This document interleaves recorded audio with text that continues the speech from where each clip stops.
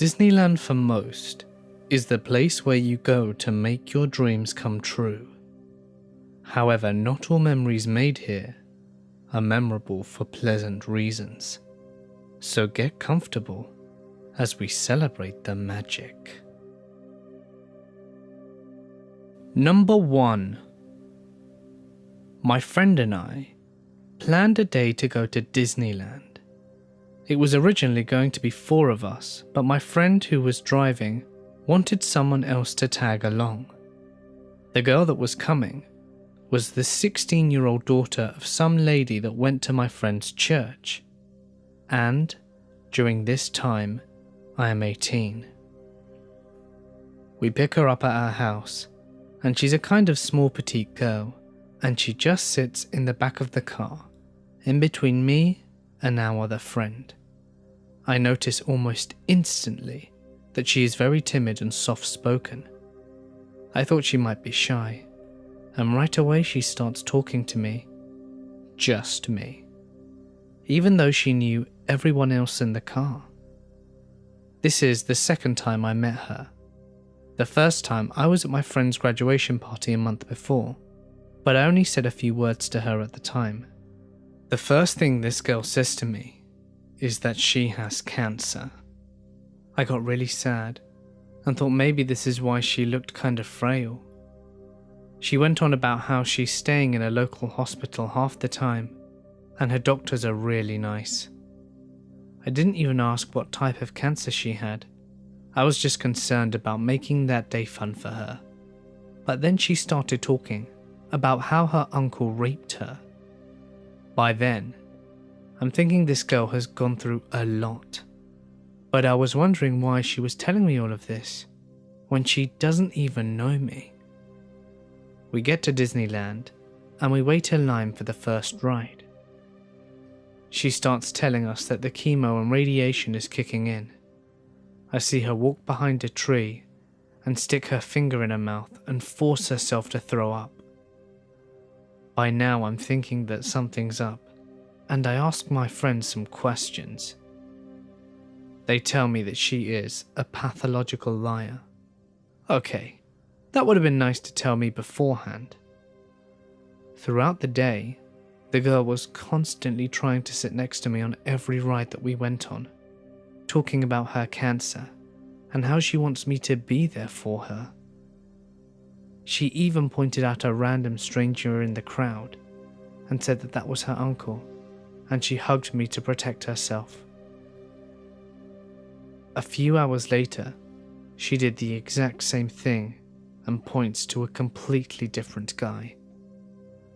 We use the rest stop, and when I'm done I realize everyone else is still in the restroom except for her.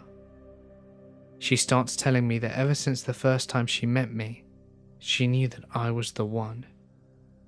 She said that she felt this special connection to me and that I was her knight in shining armor. It really freaked me out. Later on, my friends tell me that the girl actually has a boyfriend. I couldn't believe it, but sure enough, I go on Facebook and see pictures of them together, and it says that she's in a relationship. What? Why is this girl saying all of these things to me while she has a boyfriend?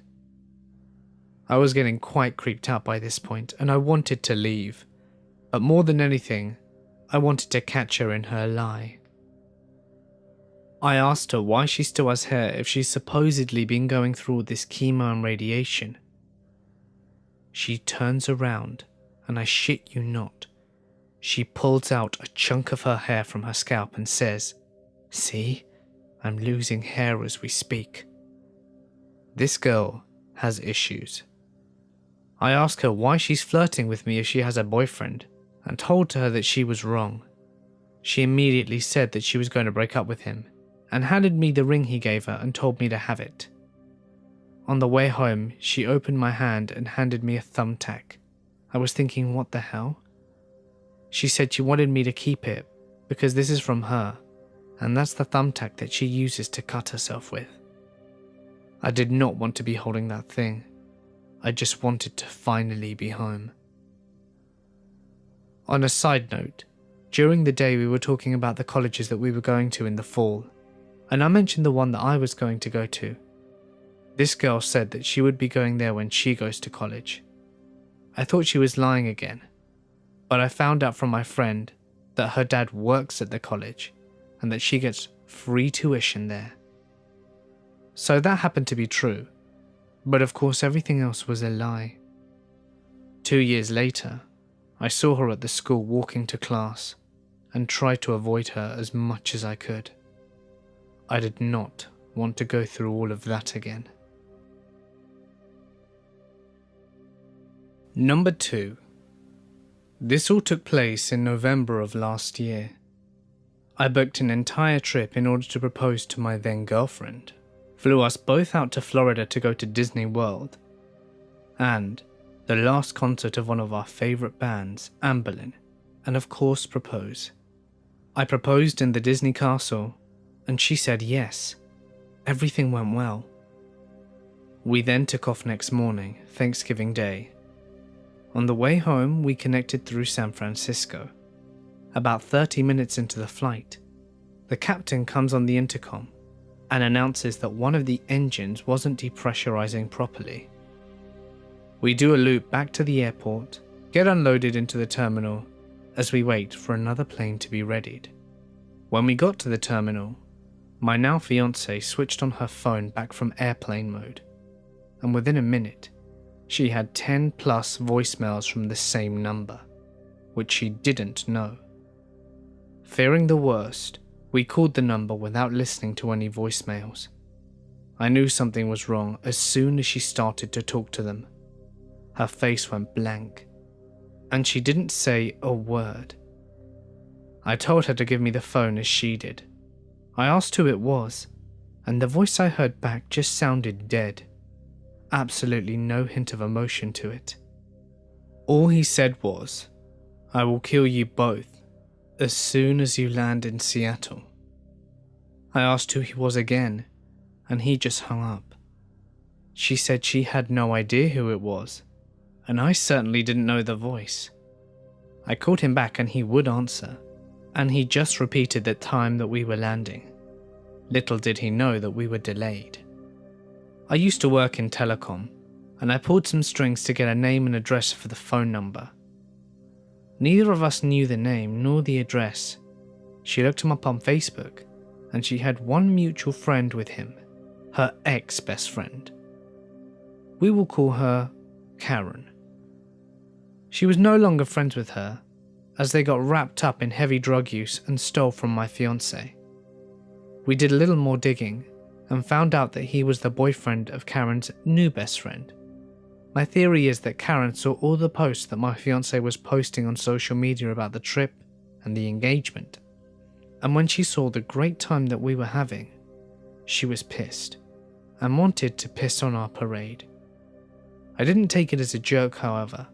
A death threat is a death threat, and in my mind, as meth heads, they could follow through on a whim. I called him and talked over his ramblings. I told him that I was armed, I knew where he lived, and was not afraid to take action in my own hands. He hung up on me, so I called the Seattle area law enforcement, and they told me to call back on a non-holiday. So I called the emergency line, and they reiterated the same statement. We were on our own. We ended up flying in close to 9 hours after the original arrival time. Once we landed, we both had a single voicemail. Hers I assumed from the guy, and mine, I had no idea, as he hadn't been calling my phone. My voicemail was from my dad, who said he'd gotten a call from my neighbour, saying that the mailbox had been destroyed. Looked like it had been hit by a car, and that the mail was stolen from it. Her voicemail, however, was the guy screaming, "Where are you? How dare you?" and plenty of other threats and random yelling. I drove home and dropped off my fiancée at her house, insisting she not come with me to my place, in case someone was still there. They threw a brick through my window with an old picture of my fiancée and Karen attached to it. I tried calling him, to no answer. I went to bed and covered up the window with a tarp, making sure my fiancé was okay. I filed a police report the next day and said I couldn't do anything without seeing them on my property. We blocked everyone involved on social media and went about our lives. I didn't hear from them for about 3 weeks, and then he sent me a picture of my fiancée working. I immediately called her and told her to go to the back of her work, a bubble tea shop. I then called mall security and explained the situation, but by the time they got to the food court where the picture was taken, he was obviously gone. At this point I was done messing around. I knew his address and swung by and dropped off a note attached to a critical defense .4 bullet, saying, "This is your last chance to leave her alone. This is your only warning." It's been almost 9 months now, and I haven't heard a word or seen them again. But for both our sakes, I sincerely hope not to meet you, Tyler. Number 3. I am currently a 14-year-old girl who was born and grew up in Hawaii, but I look more Hispanic than Hawaiian. I also have a horrible slur that sounds like I can hardly pronounce words. At the time I was around 8 and had reddish blonde hair which was horribly dyed and very unkempt. There were 5 of us on this trip. Me, my mother, Tawny, Travis, and my sister's boyfriend Jay. The actual story. When I went to California, my mum decided that we should go to a nearby swap meet in Orange County after we'd been to Disneyland. So at around 12 when we left Disneyland and took a creeper van to the place, it was not what I expected. It was a plain white building with some people lingering outside. And this is where I first saw him. He was a Hispanic male, fairly white skin tones, with black baggy pants and a white t-shirt that had stains everywhere. It looked as if it hadn't been washed in weeks. I paid no attention, as I was too busy fussing over the newly painted unicorn on my face. We left the car, and I was told to stay by my mother. Throughout the day, I kept seeing him. He got very close twice, and was in grabbing distance from me, when I suddenly noticed him scurry away. I noticed that he kept whispering to his friend, dressed identically to him in Spanish. Travis is the only one of us that could speak broken Spanish. When we went to dinner, it was almost 5 p.m. He and his friend sat at the table parallel to us, and stared at us the whole time. As we were making our way out, my mum decided to make a sudden stop at this booth that was one of the largest. One side was clothing, and the others was toys and such. My mum let me go to look at the Pokemon cards that were on display about 10 feet away. From where I was standing, I could see her at the entrance into the store, but she could barely see me, and couldn't see the door either. Whilst I'm looking around, the creeper enters. He quickly walks into the aisle that I'm in, and starts speaking to me in Spanish. I was always a socially awkward child, so I quickly replied, "I don't speak Spanish." He went to grab my arm, and forced me away from the aisle of Pokemon cards. My mother always taught me to toss myself on the ground and scream and cry if anyone grabbed me. So that's exactly what I did. Travis came whipping around the corner and faced the man, and Jay blocked the exit. The creeper laughed and told Travis in Spanish something along the lines of, "This is my daughter. She's just throwing a fit, don't worry." Knowing what he said, Travis flipped his shit and grabbed the guy by the collar, and in clear English, "That's my sister," and shoved him into the rack and punched him. Jay quickly picked me up and ran out of the store, leaving the creeper in the store with a lot to think about. The next day, Jay and Travis returned because my Pokemon game wasn't working. We bought it about 3 minutes after entering the shop when nothing had happened, and I overheard him telling my mum the guy was standing out front of the swapper meet with a broken nose, and apparently flashed a gun at them as they were driving away. This story happened to me when I was 7. I'm 18 now. So my mother and I, my mother being a single mother, decided to travel to Paris from Finland to see Disneyland and the city itself. Disneyland was amazing, and I loved every second of it. But even though we had 2 days left at the park, my mother insisted that 2 days before we left, we spent it doing a few more cultural activities, which I personally wasn't too keen on, but she insisted. So we left Disneyland that day to visit the most famous sites in the city: the Louvre, the Arch, the grave of the unknown soldier, the Versailles, even though it's not really in Paris, and of course the Eiffel Tower. We saved the tower for last. I kept looking at my watch thinking that we may just have time to go on a few rides later that day. When we got to the tower itself, I insisted on looking around various small souvenir carriages. I ran off to look at the stands without my mum, and after about 15 or 20 minutes of looking around different versions of the same Eiffel Tower keychain, I noticed that she was nowhere to be found. Initially, I wasn't too shaken up, since I'm sure my mother was sitting somewhere keeping an eye on me in the way she always did. I decided to walk a few more stands closer to the tower itself, and after a few minutes, I did a 360 look around to try and see if I could locate where she was, but to no avail. At this point I had started to panic. Being a tiny Finnish boy in a foreign country, and with no understanding of French and barely any English, I grew only more anxious and scared of my situation. This is where the story gets creepy.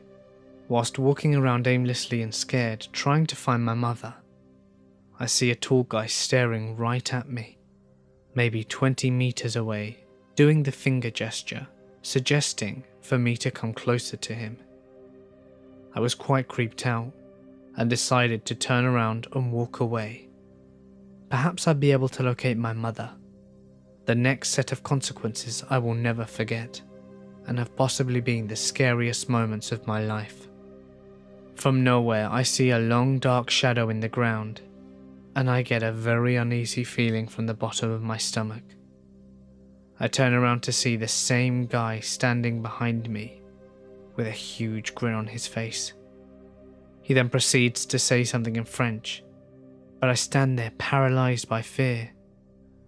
He then says something to me in English, with a very thick accent. "Follow me, little blonde boy." Now, like I said, I didn't really speak English at the time, but from watching plenty of American cartoons and movies with subtitles, I understood that. The man tries to reach out for me, but I start running from my life. I kept screaming for my mother, when out of nowhere, she appears, the man still running towards me as I run into her arms. My mother quickly asks me if I'm alright and what happened. I hastily explain my encounter and we both turn around so that I can point him out to her. But the man has literally vanished into thin air. The thing is, when he confronted me, we were nowhere near any buildings or vendor carriages, and the tourist crowds weren't awfully large either. After comforting me for a minute, my mum explained to me that she had to go buy a bottle of water from a vendor, and had tried looking for me afterwards. Safe to say, my mother stayed by my side for the rest of the trip, and didn't let me out of her sight again. I had several years to rethink the whole situation I was in. I still think to this day that I could have possibly been kidnapped. I can't help but wonder if those were his intentions or not. Maybe this man saw me, walking aimlessly for minutes trying to find my mother. But then again, who knows? I may have wound up in a completely different situation if I hadn't have run when I did. Nevertheless, This incident has easily been the creepiest encounter of my whole life.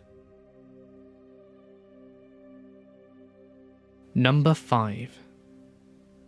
I worked at Walt Disney World for 4 years. Most days, I looked something like this. It was a fantastic job. I was happy every day. I left because I had to continue school.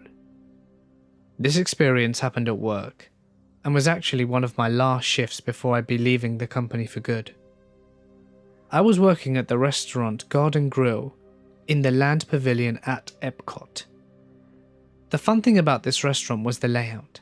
There were 2 stories of the restaurant, and to further complete our rotation, you would complete one layer, go up or down the stairs, complete the other layer, and then go up or down the stairs again. The main goal of our set was to see every guest in the restaurant at least once, so there was only one way for our guests to go in and out, and that was down a ramp. The greatest part about working in this restaurant was the final set of the night. Usually by 9 PM the restaurant would be mostly cleared out with 3 or 4 families remaining, and we would either be done with the set in 10 minutes and get out early, or we would have time to play around in the restaurant and have fun. This is my experience. It was the last set of the night. 3 families left in the restaurant, 2 lower, 1 upper, 4 characters. 2 began up, 2 began down. I started up and greeted the family on the top section.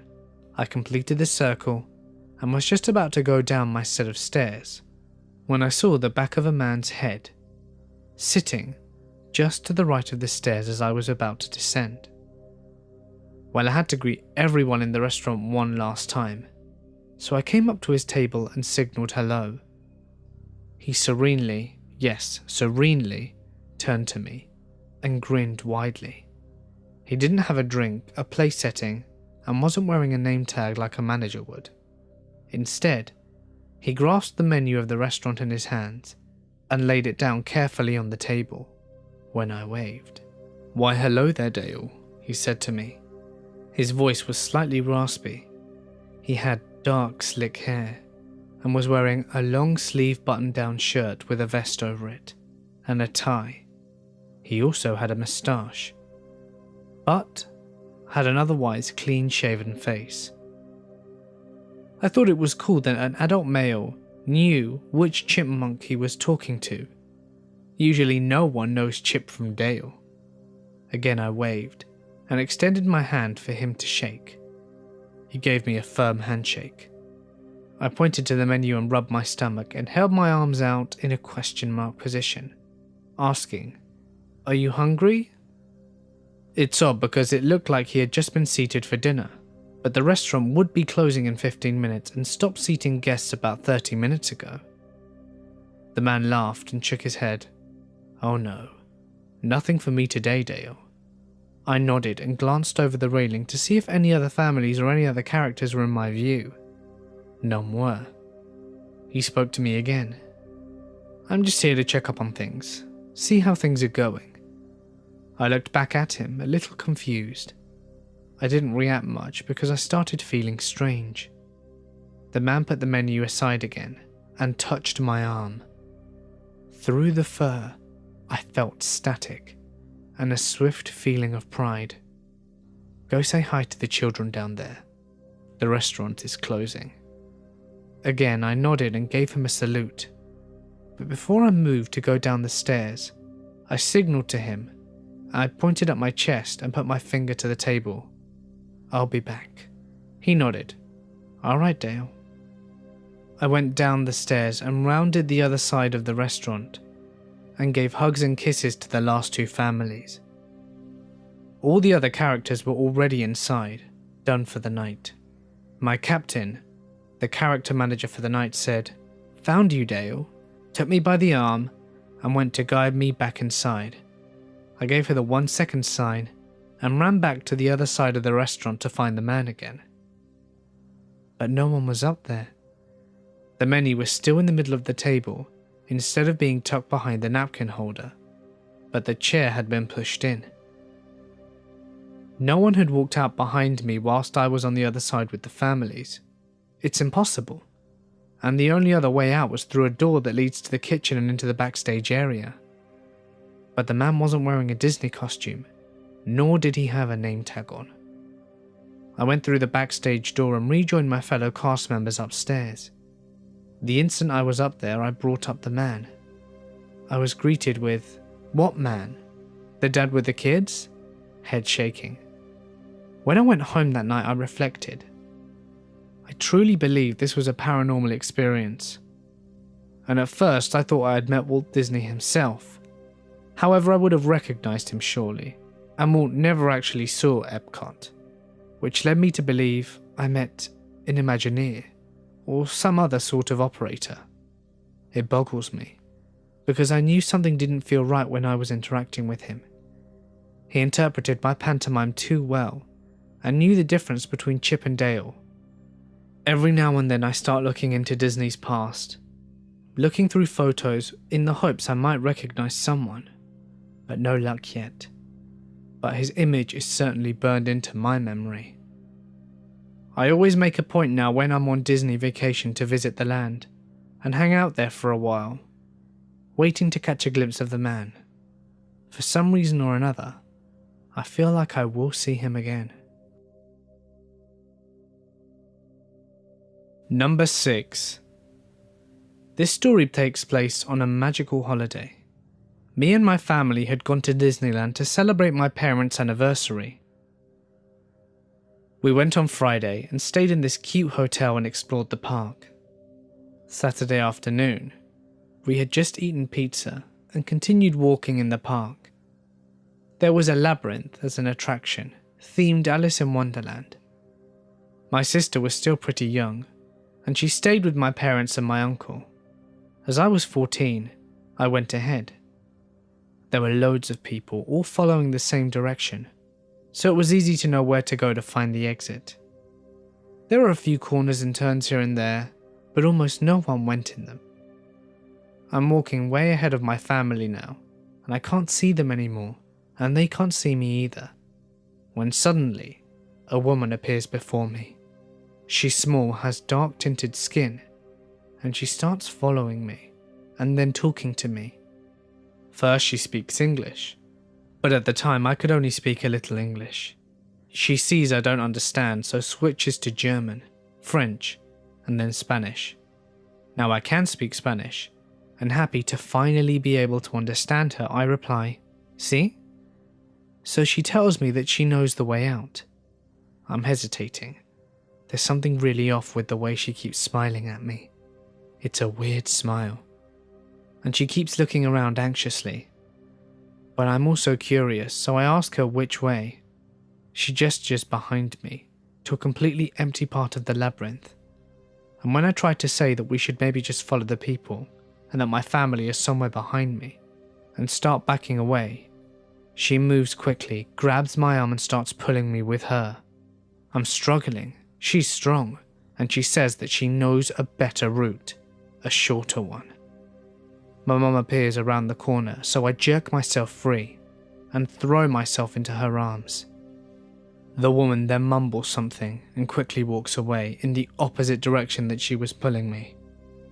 To this day, I still wonder what would have happened with me had my mum not appeared the second that she did, and had the woman been able to drag me with her.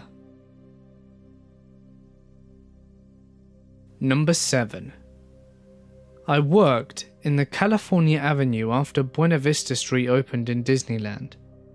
One night I was cleaning the shelves in Trolley Treats when the locked automatic doors just opened. Now normally I wouldn't think anything about it, but 2 fellow cast members behind me, just checking out the cash registers, just stopped and stared. I asked, "Did those just open on their own?" And they both nodded. I shrugged and continued my work. About 10 minutes later, it did it again. This time I was alone. I got down and checked the door, but it wouldn't open even for me, so no idea what caused it at the time. I mentioned this to my lead, who told me that the whole Trolley Treat side and the old Burbank ice cream shop were haunted by a little girl who died in the parking lot when the DCA wasn't even a dream. She apparently liked messing with the boys and would tease male leads closing up by running up and down the aisles late at night. Number 8. Around 8 years ago when I was 14, I went on holiday to France with my friends and her parents. We were staying at the Euro Disney resort, so we didn't have much contact with the outside world whilst we were there. On the third day though, we decided to go to a nearby shopping centre called Val d'Europe. This place was massive to a pair of 14-year-old girls. There were so many different shops that my friend and I tried to go in, and decided to sit around the benches rather than continue shopping with my friend's mother as we were tired. That was when I first noticed two men in their mid-40s eyeing up me and my friend.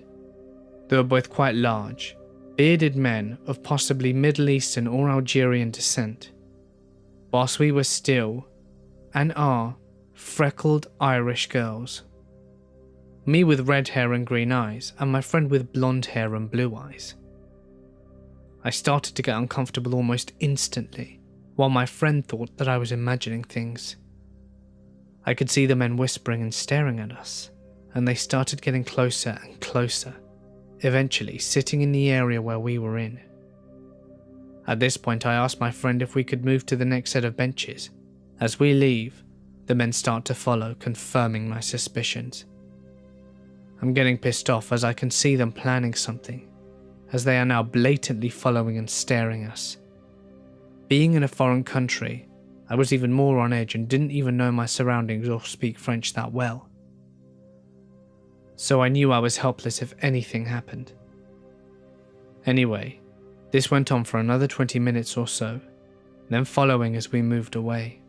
I had enough and was really freaked out, so we went to find my mum and told her what was happening. Meanwhile, they had followed us to the shop and noticed who we were talking to. We thought that would be the end of it, but they actually went up to my friend's mother and asked her for information about us and if they could take us out.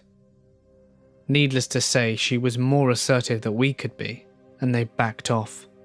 I clung to my friend's mother for the rest of the time there, but they still followed us around from shop to shop until we left. While they never actually laid a finger of us or spoke directly to us, the idea of what their intentions were with two 14-year-old girls still freaks me out. Hey guys, it's Mort here, and thank you so much for listening. As the vast majority of you requested longer videos, I'm going to start trying to make them longer. Also, how many of you guys have never been to Disneyland? Just out of curiosity. Please remember that if any of you have had creepy or unpleasant experiences which you would like to share, let me know in the comment section below, or feel free to send it to my email for a chance to have it featured in a future video. If you enjoyed the video, please let me and everyone else know by smashing that like button and dropping a comment with your thoughts. Or Walt Disney will haunt your dreams. You can also follow me on Instagram and Twitter at The Mortis Media for some secret stuff that you won't find anywhere else. But anyway, for now guys, I'm going to sign off. Stay awesome, and I'll see you in the next one.